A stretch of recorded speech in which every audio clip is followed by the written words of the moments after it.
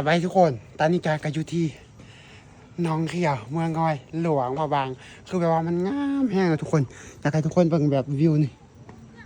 โคตรงามทุกคนอันนี้คือเมืองจะเป็นน้องเขียวเมืองงอยหลวงพระบางเลยทุกคนห่างจากหลวงพระบางมานี่ก็ประมาณ130กิโลประมาณนี้แหละ130กิโลแหละเดินทางมาก็สะดวกสบายนี่เส้นทางก็คือทางลาดยางคือว่าแหละแล้วก็มีขวานใหญ่ๆขามแม่น้ำอูคือแบบว่าสะดวกสบายเวลามาเที่ยวมีที่พักแบบในข้างหลังกับเป็นที่พักส่วนเทิงนี่ผู้ใดอยากมานอนแบบให้แต่โฮมสเตย์นอนอยู่ทั้งเทิงแบบอย่างแบบกลางเต็นท์นอนก็ได้หมดเลยเขาเจ้าให้คนมานอนอยู่เลยเสาพื้นที่เขาเจ้าละนอนแล้วก็มีตามจุดชมวิวแต่ละจุดบ่อนนี่พุ่น